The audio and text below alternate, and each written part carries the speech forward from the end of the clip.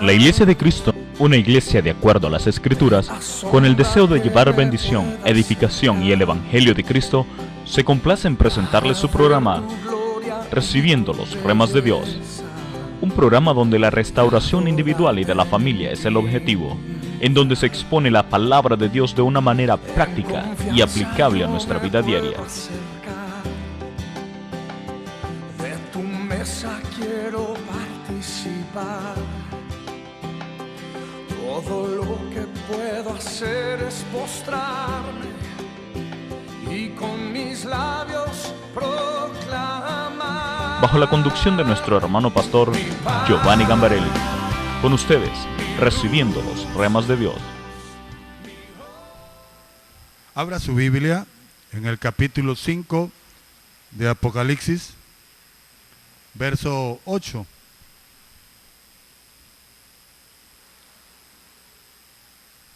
Cinco 8 de Apocalipsis. Gloria a Dios. ¿Lo tiene? Ahí.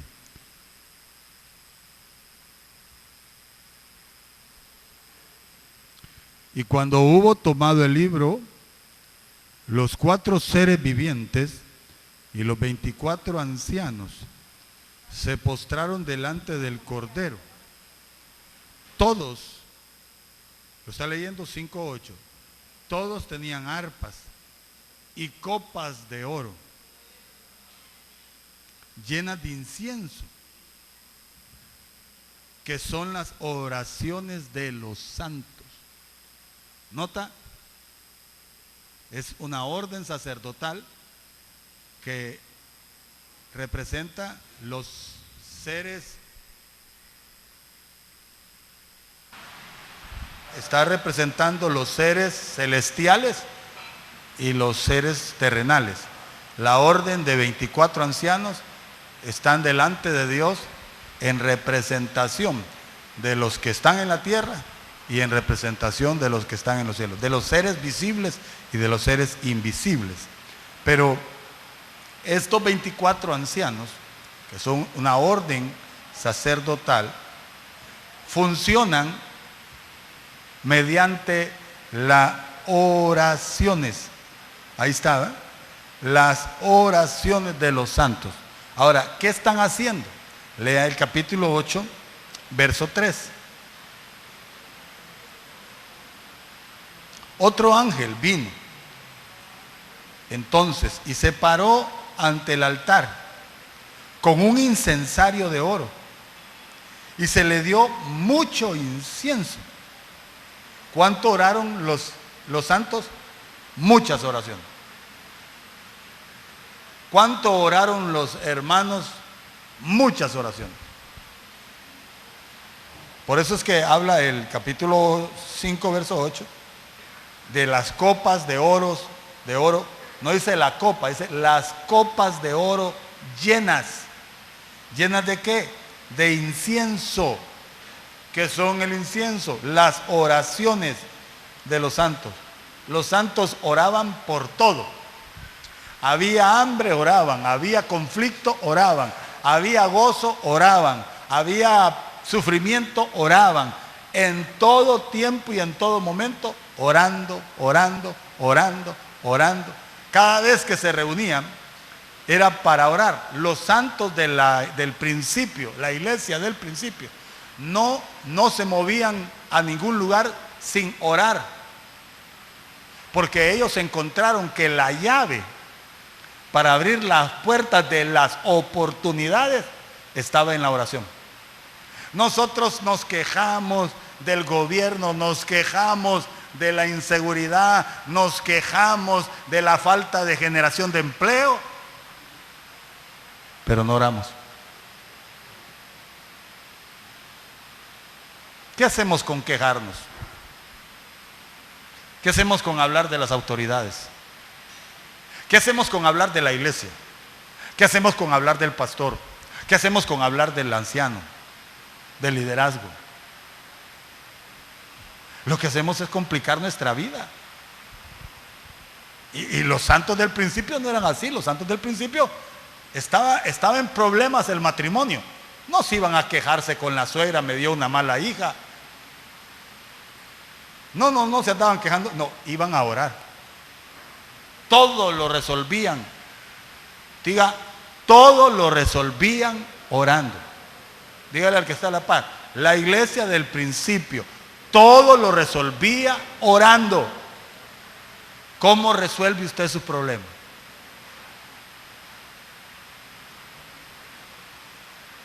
Cuando la iglesia empezó a perder fuerza y empezó a degradarse. Degradar viene de una palabra que significa arruinarse, perder las facultades, perder la habilidad, perder la visión, perder todos los elementos divinos. Cuando la iglesia empezó a degradarse, los hermanos que entraban en contienda, en litigio, no se iban delante de Dios para que Dios dirimiera todo asunto. No, se iban a los juzgados, se iban ante los jueces. Y eran hombres paganos. Fíjese qué cosa. Y más adelante, más degradada la iglesia, los hermanos que tenían bienes le daban a la iglesia o le ayudaban a los hermanos y le daban dinero a los hermanos o bienes a los hermanos o propiedades a los hermanos. Y estos mismos hermanos que ayudaban a poder estabilizar económicamente a una familia, a una persona, cuando el hermano no podía honrar su compromiso, lo agarraban y lo metían a la cárcel. Miren la degradación tremenda. ¿Cuándo empezó esa degradación? Cuando la iglesia dejó de orar. ¿Por qué las familias sufren? ¿Por qué el diablo entra? ¿Por qué nuestra vida no se establece? No se afirma. Porque casi no oramos.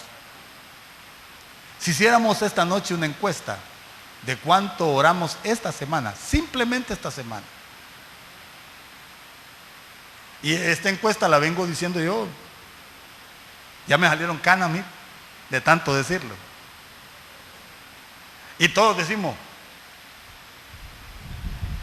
pero nadie cambia. La oración es la llave para resolver todos nuestros problemas. No hay otra. La oración es una virtud de una vida cristiana normal. Todo cristiano normal ora. ¿Qué es un cristiano normal? Un cristiano que tiene comunión con Dios. Un cristiano que cuando viene al templo entiende que el templo es la casa de Dios y que la casa de Dios es casa de oración. No viene a tertuliar. No viene a comentar que Costa Rica casi le gana a Holanda. Viene a orar. ¿Oyó lo que dije? No viene a pararse a la entrada a tertuliar. Viene a orar. Pero la iglesia cambió su naturaleza y empezaron a hacer cosas extrañas, terribles. Ya para el año 100, oiga, después de Cristo, para el año 100 la iglesia ya no existía. Existía la cristiandad. Para el año 100 de la era cristiana, la iglesia de Cristo ya no existía. Existía la cristiandad. Y entonces apareció allá un legislador pagano que se le ocurrió, se le ideó que todos desde que nacían eran cristianos. Ya sabe usted de quién estoy hablando. Y entonces, lejos de orar, empezaron a rezar. Y lo triste es que la iglesia de Cristo, la que presupone y se cree que es la iglesia verdadera, en vez de orar, rezamos. ¿Cuántos aquí rezan?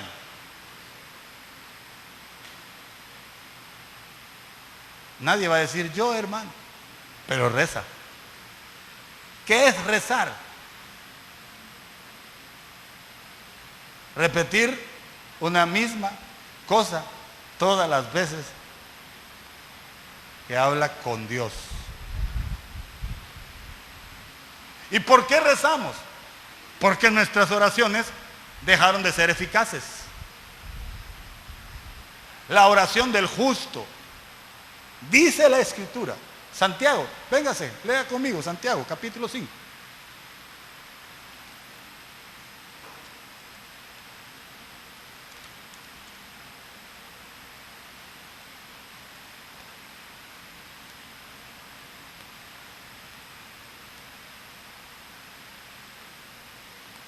Verso 16 es. Empieza en el verso 15. Mire la eficacia de una oración de un pueblo que está consciente de la virtud que tiene. Levante la mano. Disculpe que yo hablo de esta forma y no quiero molestar y ofender a nadie. Levante la mano todos los que tengan algún problema que no han podido resolver. Levántale bien en alto. ¿Cómo está haciendo con su problema? ¿Cómo está haciendo usted con su problema? ¿Usted es de esas personas que ya se resignó a sobrellevar su problema? ¿Usted no ha ido a preguntarle al Señor, Señor, ¿por qué tengo este problema? Por ejemplo, Señor, ¿por qué no puedo conseguir trabajo? Es cierto, hay una enorme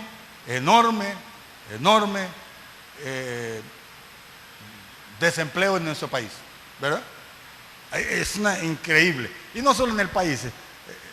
Estados Unidos, un país poderoso, tiene una tasa de desempleo que sobrepasa la historia de todos los desempleos que ha habido. Es una recesión. Ahorita Argentina está cayendo en un hoyo financiero. Y está la OEA discutiendo cómo rescatan a Argentina, cómo hacen. Pero hermano, perdónenme, el mundo está terminándose. Todo el sistema está colapsándose. El andamiaje del sistema satánico se está viniendo abajo. ¿Y cuál es el andamiaje del sistema satánico? La economía, el comercio. No se ofenda, la educación. ¿Cuál es la calidad de educación que está teniendo nuestra gente hoy? De todo ha perdido calidad. Pero nosotros, ¿qué deberíamos de hacer nosotros? ¿Cómo vivió Israel 40 años en el desierto con el mismo par de sandalias y no se le gastó en 40 años? ¿Cómo crecieron los niños de los hijos israelitas que nacieron en el desierto y crecieron con el mismo vestido? ¿Se imagina que usted haya crecido con el mismo calzoncillo? No se pone, no sé, perdone, ¿había tela para hacerle ropa a los niños israelitas en el desierto? No había. Entonces, ¿cómo crecieron? El mismo vestido que les pusieron cuando nacieron fue creciendo con ellos. Parece místico esto, ¿verdad? Pero dice la Biblia que su sandalia en sus pies no se gastó y su vestido en su cuerpo no se envejeció. Ahora, ¿por qué ahora los cristianos no creemos esas cosas? Porque pasamos muy poco tiempo con Dios. Ese es todo el problema nuestro, hermano. Nuestro tiempo lo ocupamos en cualquier cosa. Yo observo, yo lo hago también, que, hermano, miramos un partido de ¿cuántos minutos? 120 minutos. Y no nos incomodamos. ¿Cierto o no? Y más bien estamos ansiosos para que empiece rápido.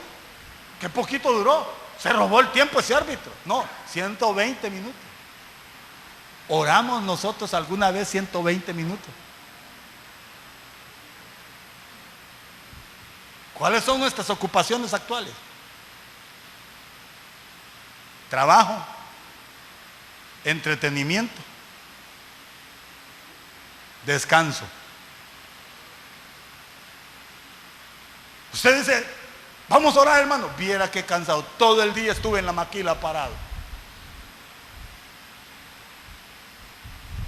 Vamos a orar, hermana. Hermana, anoche no dormí, este viejo no me dejó dormir.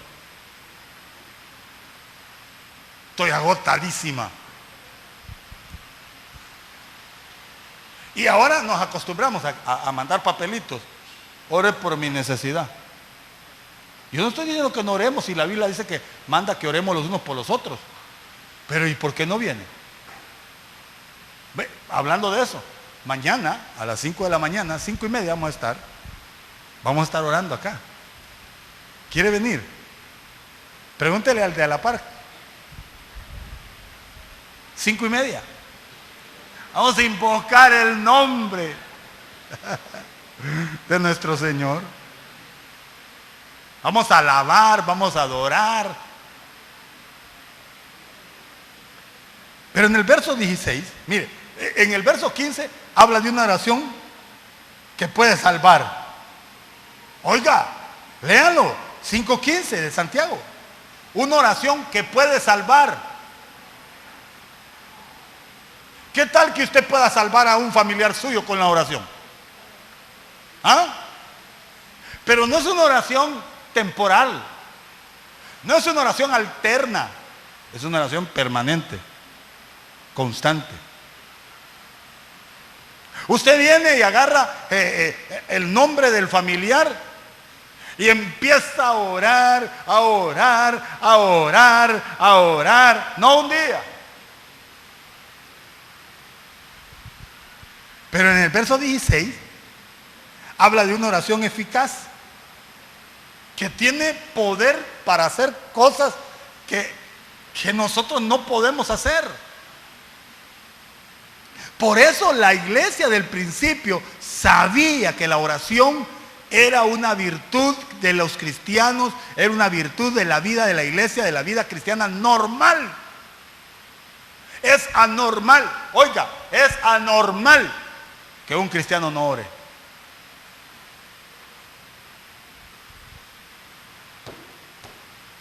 Es anormal que un creyente no ore. Y cuando dice anormal, es decir, ese cristiano está enfermo. Ese cristiano está enfermo. ¿Por qué no ora? No ora porque cuando ora siente que está hablando con nadie. No ora porque cuando ora nadie le contesta. Entonces prefieren no orar, porque ¿para qué orar si no oye que lo oyen? Si no siente que lo oyen. Entonces no es normal. Póngale la mano aquí, a ver si está enfermo. ¿Está orando? Si no está orando, usted está enfermo. Aquí es una oración eficaz. ¿Qué hace que sea eficaz? La vida que vive. Lo que hace que una oración sea eficaz es la vida que vive esa persona. No es otra cosa. Mire conmigo Lamentaciones capítulo 3. Solo estamos dando algunos consejitos, porque estamos en un proyecto llamado a comunión con el Hijo. Todos estos meses, julio y agosto, estamos en una convocatoria del Espíritu Santo. Nos están llamando a tener comunión con su Hijo y con el Espíritu Santo. Capítulo 3, verso 40. Porque cuando nos acercamos a Dios, por favor, debemos acercarnos conscientes del pacto que tenemos entre Dios y nosotros. Yo tengo un pacto con Dios. Dios tiene un pacto conmigo. Este es como un matrimonio. Un matrimonio, cuando se une, firman un pacto. Un cristiano, cuando recibe a Cristo, entra en un pacto con Él. Ese pacto es inquebrantable. Es hasta la muerte. Es más allá de la muerte con Cristo. Pero cuando el creyente se acerca a Él, habiendo roto el pacto, es como cuando un hombre se acerca a su mujer, habiéndose acostado con otra.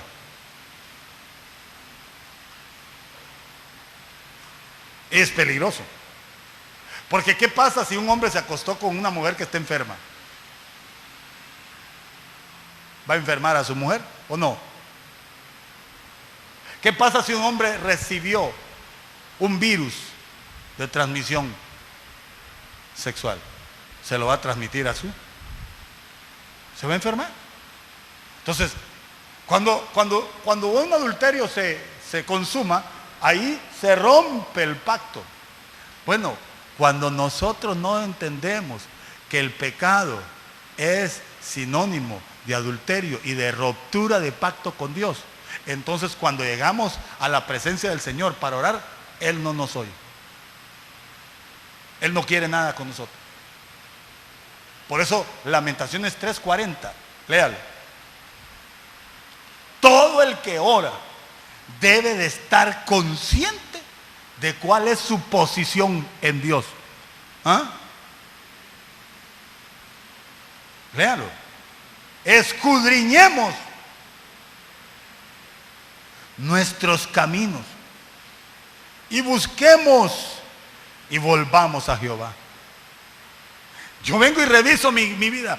He andado por estos caminos que a Dios no le agradan. He hecho cosas que a Dios no le agradan. He practicado cosas que a Dios no le agradan. Eso es escudriñar. Pero luego voy a buscar a Dios de nuevo. Me vuelvo a Dios. Mire, volvamos a Jehová. Levantemos nuestros corazones y manos a Dios en los cielos. Mire la conciencia. Ya el hombre está delante de Dios y dice: nosotros nos hemos rebelado. ¿Y qué? ¿Cómo dice su Biblia? Fuimos desleales. Tú.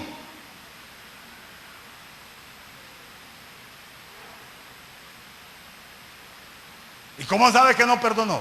Por lo siguiente: desplegaste la ira y nos perseguiste, mataste y no perdonaste. Lee el verso 44, ese fue el que más me asombró.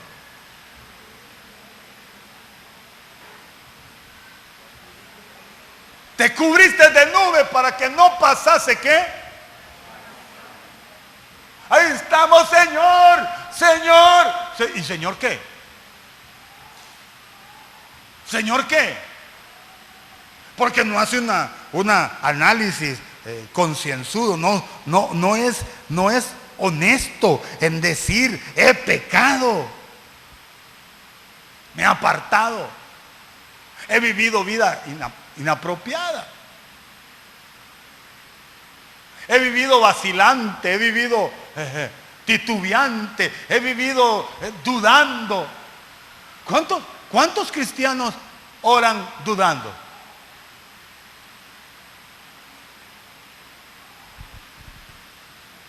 Aquí entre nos, usted duda de su marido.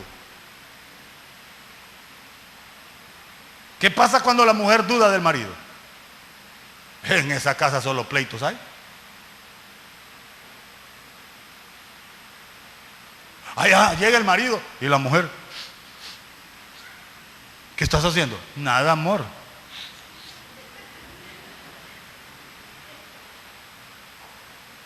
Oliendo a ver qué huele.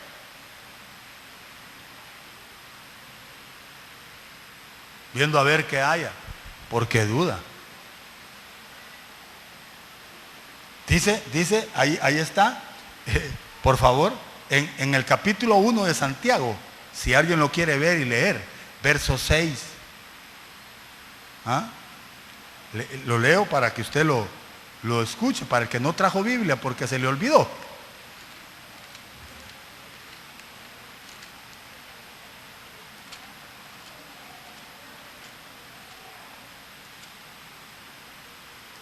Uno 6.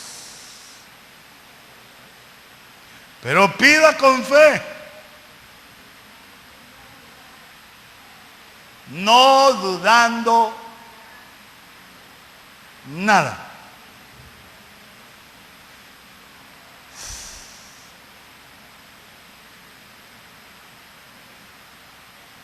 Lee el verso 7.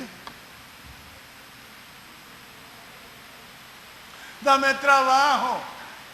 Pero piensa, ¿y cómo me va a dar trabajo si hay un índice de desempleo enorme? Si no hay generación de empleo, no me va a dar trabajo. ¿Acaso hay algo imposible para Dios? Pregunto, ¿habrá algo imposible para Dios? ¿Qué está pidiendo usted y cómo lo está pidiendo? Sáname, Señor. No creo que me sane.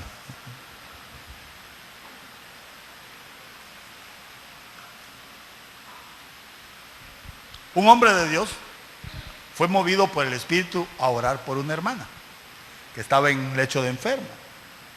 Y fue y oró con toda deprecación y con toda ardor y pasión.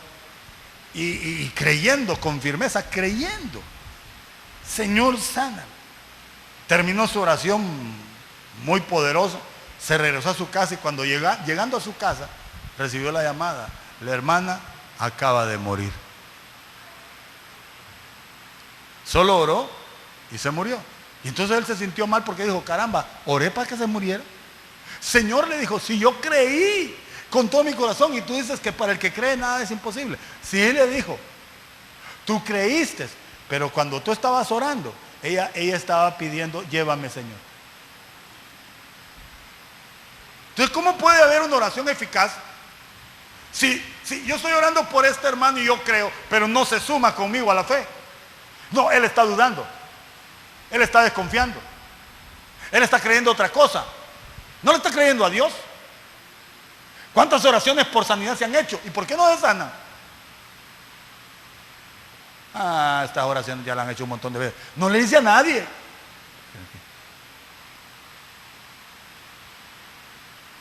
No piense tal persona que recibirá algo del Señor. Lea el verso 7, eso dice. Entonces yo debo estar claro en qué posición estoy delante de Dios. ¿Cuál es mi condición delante de Dios? ¿Me voy a revisar? Sí. ¿He sido desleal? Sí. ¿He sido rebelde? Lamentaciones 3. He pecado, he hecho... Perdóname, Señor. ¿Qué es lo primero que tengo que hacer para orar? Y que la oración sea eficaz. Ir delante de Dios y escudriñarme a mí mismo. Pedirle, Señor, he cometido estas cosas que no están bien. Voy a volverme a ti, me voy a rectificar. No, Señor, yo no sigo así. Luego paso a otro nivel y empiezo a invocar. Ahí la cosa es diferente. Entonces la oración eficaz del justo. ¿Justo por qué? Porque ya pasó por el sacrificio. Ya pasó por el atrio. En el atrio se hacían los sacrificios. Ya pidió que lo limpien. Ya pidió que lo perdonen. Ya pidió que le paguen la deuda. Ya está pagada, está cancelada, no debe nada. Ahora entre, ¿a dónde? Al lugar santo. Y empiece a buscar a Dios. Y empiece a tocar a Dios. Y empiece a creer en Dios. Y entonces Dios del lugar santísimo se va a mover. Pero dudando no va a recibir. Cuando yo me acerco a Dios, debo creer que le hay. Diga conmigo, cuando yo me acerco a Dios, debo creer que le hay. Pero suma otra cosa, y que es galardonador de los que le buscan. Entonces, ¿hay un Dios? ¿Cuántos creen que hay Dios? Amén. Levánteme la mano y digan amén fuerte. Amén. ¿Galardona? Amén. ¿Por qué ya bajó el amén? ¿Qué es un galardón? El galardón es un regalo gratis o algo que se gana. Se gana. Él es galardonador. ¡Eh! Juan Pérez, llegaste. Peleaste la batalla. El diablo porque nosotros debemos tener claro 3 cosas cuando oramos. Y quiero que la anote. Anótelas ahí en su libreta. Número 1. ¿A quién oramos? ¿A quién le ora usted? ¿Usted le está orando a un Dios pagano? ¿Usted le está orando a un Dios mentiroso? ¿Usted le está orando a quién? Usted tiene que saber a quién le está orando. ¿A quién le está orando? Porque hay quienes orando hoy se acercan a Dios como se acercaban a los ídolos. Capítulo 2 de 1 Corintios, búsquenmelo por favor, creo que ahí está. Creo que ese es. El apóstol Pablo dice: ¡hey, hermanos! Los sacude y los reprende. Ustedes se están acercando al Dios vivo como se acercaban a los ídolos. ¿Cómo se acercaban a los ídolos? Yo nunca fui a un ídolo, pero hermanos que se acercaron a los ídolos, ¿cómo se acercaban? Por lo que he oído le voy a decir: Virgencita de Suyapa, si me haces este milagro, te traigo una prenda de oro. ¿No era así el acercamiento al Dios vivo, al Dios pagano? ¿O no? Te prometo, Virgencita, que voy a caminar 7 cuadras de rodillas. ¿No era esa la forma? Entonces, ¿cómo nos acercamos al Dios vivo hoy? ¿Cómo nos acercábamos al Dios pagano? No, yo hice una promesa. Si Dios me cumple esto, yo le voy a dar esto. ¿Sabe usted que esa es una oración falsa? Se acercó usted como se acercaba a los ídolos.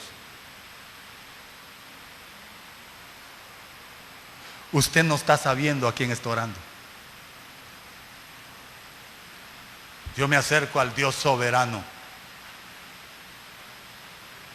Y cuando me acerco al Dios soberano, ese Dios soberano me hace entender por qué me está disciplinando.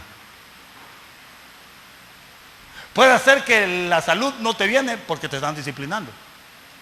Puede ser que el empleo no te viene porque te están disciplinando. Puede ser que el problema que está pasando lo están disciplinando. Entonces, cuando yo vengo de esta forma delante de Dios soberano, yo entiendo que la disciplina que Él me está dando es una corrección para mi beneficio. ¿Qué hice? ¿Qué dejé de hacer? ¿Qué no hice? Que incomodó a Dios. La Biblia habla y hay un montón de pasajes, y yo no le voy a repetir porque ya lo hemos enseñado, que hay maneras de cerrar el cielo. Hay maneras de cerrar el cielo. Hay gente que cierra el cielo. Pero uno debe de revisarse cuando se acerca al Dios soberano. Hombre, mi situación es porque fui desleal, porque fui infiel, porque no hice lo que debía haber hecho y ahora estoy aquí. Perdóneme, hermano, pero la Biblia es clara. La Biblia no va a mentir porque es la palabra viviente de Dios viviente. ¿Por qué está pasando lo que pasa? Si tenemos un Dios vivo, yo debo de revisarme. De primera forma para orar es saber a quién estoy orando. La segunda, vamos. ¿Por qué estoy orando? Hay unos que oran una cosa dicen un día, otra cosa dicen otro día. En la misma oración lanzan una flecha para un lado, lanzan otra flecha para otro lado. Esa oración no tiene dirección. ¿Por qué estoy orando? Me decía la hermana Cleta ayer. Mire, hermano Giovanni, me decía. Hermana Cleta es una hermana muy amada de la central. Me decía, fíjese que mis hijos no querían nada con el Señor. Estaban resentidos por esto, por aquello, por lo otro. Y entonces yo dije, no, me voy a meter en una disciplina de ayuno. Y yo fui a pedirle perdón al Señor por las cosas que yo dejé de hacer. Y empecé a orar y a ayunar por mis hijos. Estuve un mes ayunando continuamente. Un día sí, un día no, un día sí, un día no. Orando, buscando a Dios con toda seriedad. Mi sorpresa es que al mes aparece un día mis hijos, 2 de mis hijos que no querían nada con Dios, con la Biblia bajo el brazo sentándose a la par mía. Yo los quedé viendo y empecé a llorar en mi corazón, a derramar mi corazón. Y entonces le quebró que su hijo le dijo, mamá, yo creo que he cometido un error al alejarme de Dios, no voy, y hasta el día de hoy no ha faltado. Pero la hermana decidió meterse en búsqueda continua con Dios por lo que quería recibir. ¿Por qué está orando usted?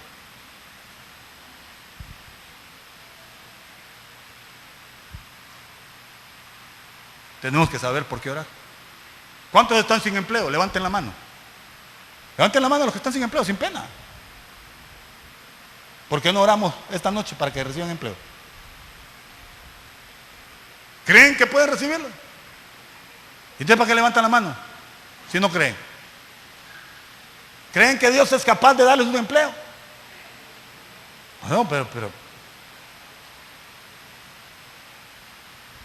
no haga las de aquel, ¿verdad? Que se levanta a las 11 de la madrugada a buscar trabajo.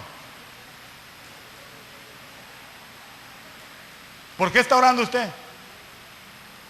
Esta noche, hermano, pongamos algo específico delante de Dios. ¿Por qué no hacemos algo? ¿Por qué no consiguen papeles para apuntar y alguien busca una canasta, ya, caja o lo que sea, y vamos a anotar por qué vamos a estar orando este mes, y lo vamos a dejar aquí, nadie lo va a mover, y todos los que vengan a orar, que dirían la oración, van a estar orando de aquí, y todos los que vengan vamos a estar orando continuamente por eso. ¿Le parece? ¿Ah? Yo no sé por qué. Usted va a poner por qué va a orar. Ya sea porque su marido se convierta, porque se sane, porque se abran puertas de oportunidades, porque quiere, no, por cambiar de mujer no vaya a poner, porque no hay oración que ya se casó con la que se casó o con el que se casó, aguánteselo, porque no hay cambio. No leyó bien que no había cambio. Tercera cosa, y esta es seria, ¿contra quién oramos? Porque como yo ya sé a quién estoy orando, y yo ya sé por qué estoy orando, y yo estoy orando y sé a quién le estoy orando, pero también está el otro, el que no quiere que usted reciba, oyendo su oración. Y entonces va a buscar de todas las formas y todas las maneras para impedir que usted reciba. Efesios capítulo 6. No tenemos lucha. ¿Se acuerda Daniel? Capítulo 9 de Daniel, ¿se acuerda? Daniel, le dijo el ángel, muy amado. 21 días tenía el hombre de estar ayunando y orando. 21 días. ¡Ey, Daniel! Desde el primer día que dispusiste tu corazón. Hermano, no dice desde que empezaste a ayunar y a orar. Desde el día que dispusiste tu corazón para inquirir, tus oraciones fueron oídas. Pero en el cielo hubo una interrupción. El príncipe de Persia se interpuso para que tus oraciones, la respuesta a tu oración, no las pudieras recibir. ¿Por qué no orar? Ya yo sé a quién le estoy orando, sé por qué estoy orando. Ahora tengo que tener conciencia contra quién voy a orar. Someterlo. Pero para hacerlo eso, necesito ya un asunto corporativo. Alguien lee Mateo 16, 18. Ese ya se lo deberían de saber de memoria.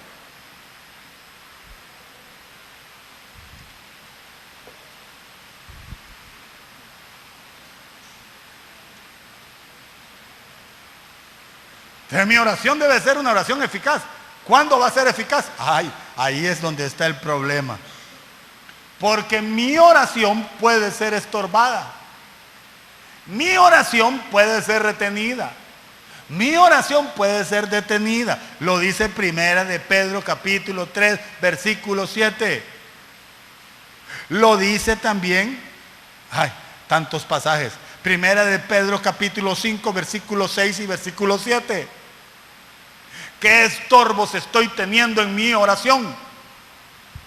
¿Por qué no recibo? ¿Por qué no es eficaz? ¿Por qué no se cumple? Si hace más de un año, más de 2 años he estado pidiendo y no tengo respuesta. Ah, porque hay estorbo. Primer estorbo. Con esto voy a terminar. Primer estorbo. La vida familiar que tengo. El primer gran estorbo de las oraciones no es Satanás. Somos nosotros mismos. Lea 1 Pedro 3:7. Todo el que tenga algo por qué orar, agarre un papel y anote lo que tenga que orar. Y vamos a ponerlos en las cajas.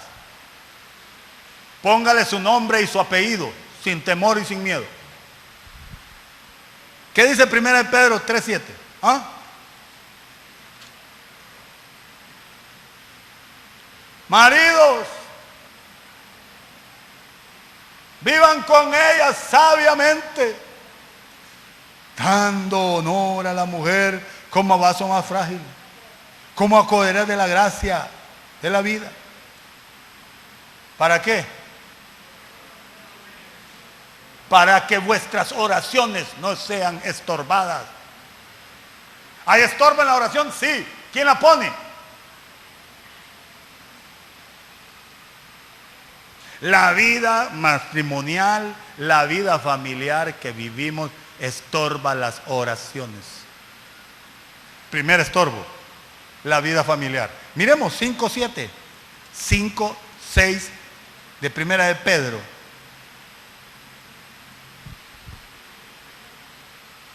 Otro problema nuestro. Humillaos pues bajo la poderosa mano de Dios, para que Él los exalte cuando fuere tiempo. Otro estorbo, el orgullo y la arrogancia que nos cargamos. ¿Cómo vengo delante de Dios? ¿Con problemas con mi mujer? ¿Con problemas con el marido? ¿Con problemas de índole familiar sin haber sido resueltos?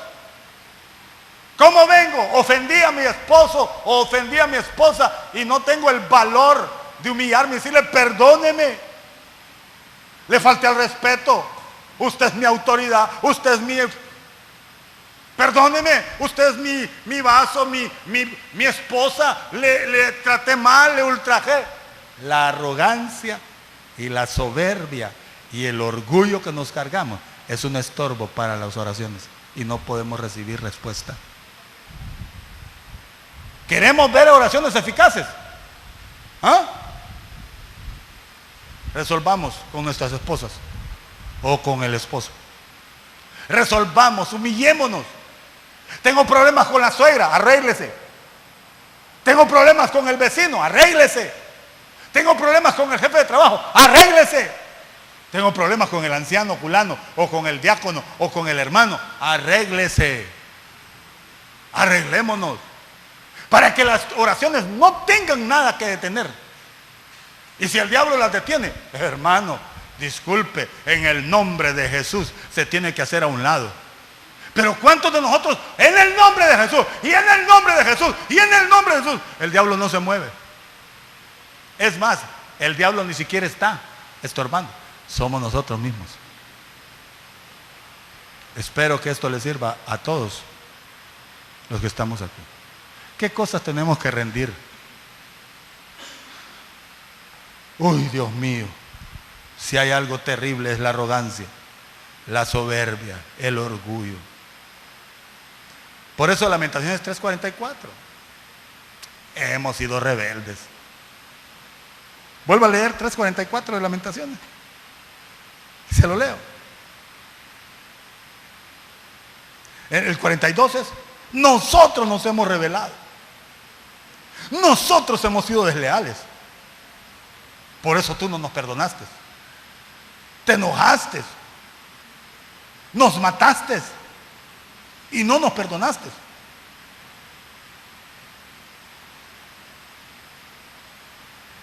Y mire lo que sigue, hermano. Váyase a leerlo a su casa.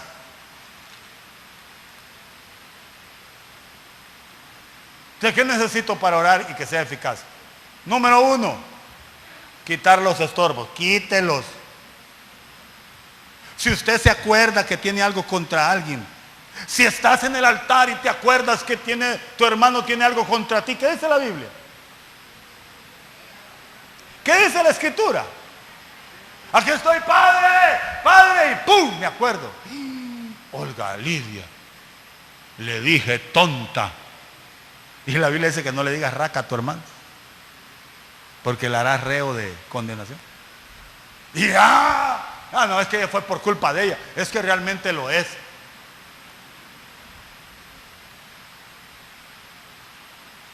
Dice, si te acuerdas en el altar que tienes algo, que tu hermano tiene algo contra ti, deja ahí la ofrenda. Vete. Capítulo 18 de Mateo. Vete, estando tú y tu hermano solos. Si ganas a tu hermano, una vez en paz, venga a orar. Una vez en paz con quien tenga que estar en paz, venga a orar. Y va a haber resultados. Y va a haber respuesta de Dios. Pero ¿qué hacemos, hermano? Y por eso tenemos una cantidad de cristianos evangélicos frustrados. Porque oran y oran y oran y no reciben nada. Porque no quieren resolver sus problemas que tienen con ellos mismos, sus problemas que tienen con su familia, sus problemas que tienen con sus hijos, sus problemas que tienen con sus autoridades, sus problemas que tienen con Dios. Mire cuántos problemas. Entonces la casa de oración la hacemos cueva en vez de hacer la casa de oración. La casa que debe ser para el disfrute de Dios. Qué rico disfrutar a Dios, hermano. Qué rico disfrutar a Dios. Hoy me invitaron a ir a orar por una hermana que estaba en su casa. El esposo por su medio pastor, por favor, allá saber por dónde es. Yo con todo gusto me fui. Pero yo solo puse el pie en la casa de este hermano y esta hermana.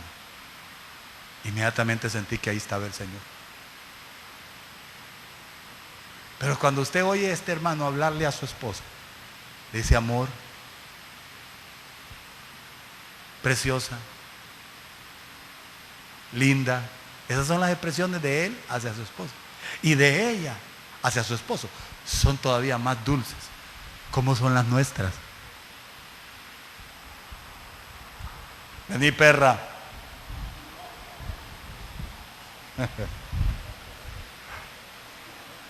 ¿Qué querés, perro?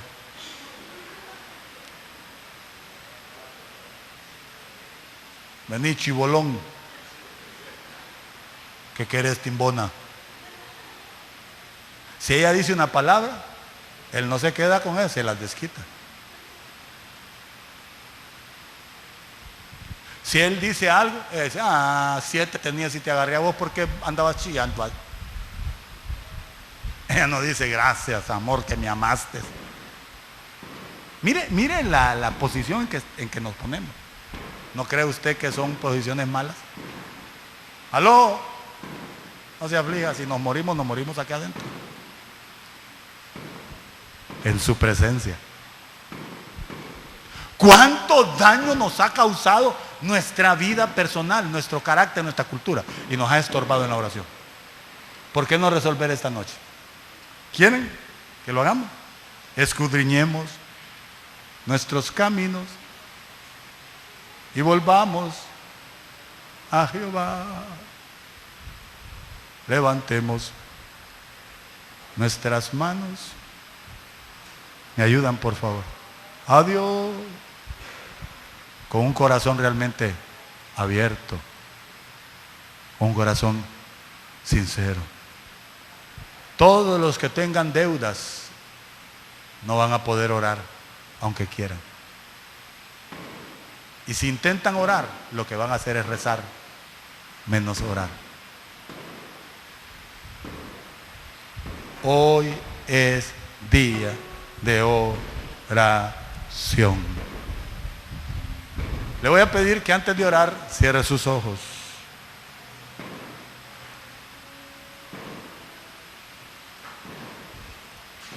Cierre sus ojos, por favor.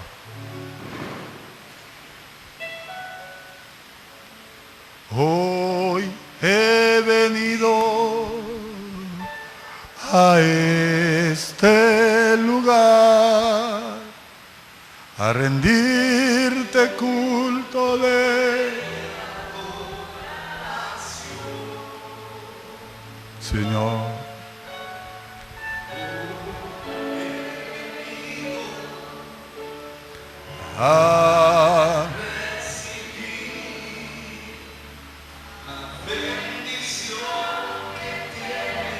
Cantémoslo lo más suave, lo más suave. Hoy he venido a aleluya.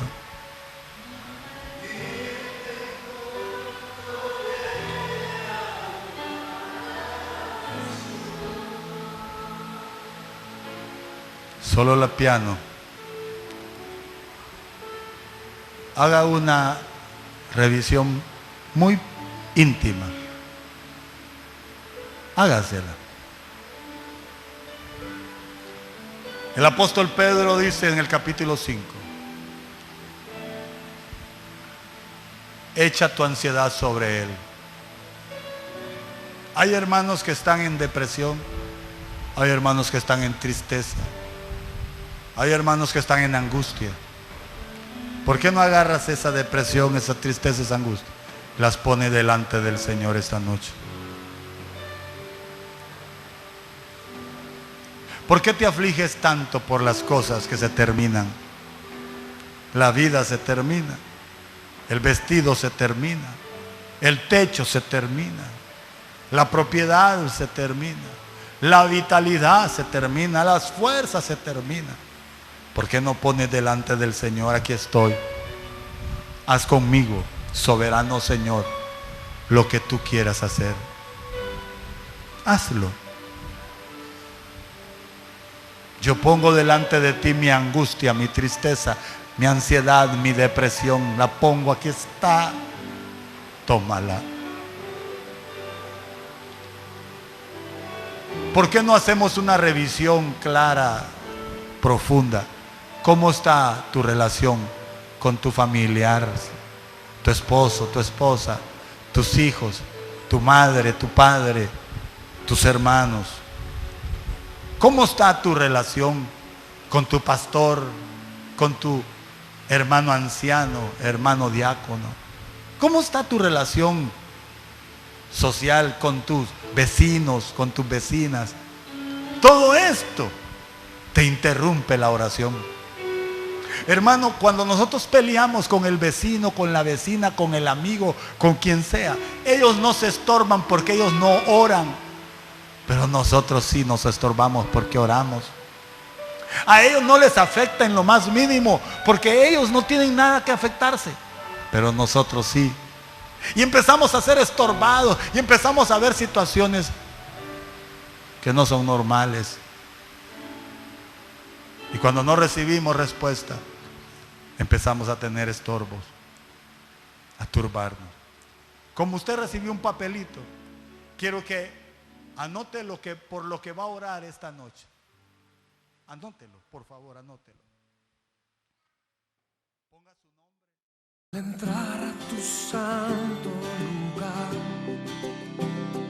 La Iglesia de Cristo, Misión Cristiana Elín, tuvo el placer de presentarle su programa Recibiendo los Remas de Dios. Esperamos que este programa haya sido de bendición y si deseas obtener una copia en CD o DVD, sírvete a llamar al teléfono. En confianza yo me puedo acercar. De tu mesa quiero participar. Todo lo que puedo hacer es postrarme y con mis labios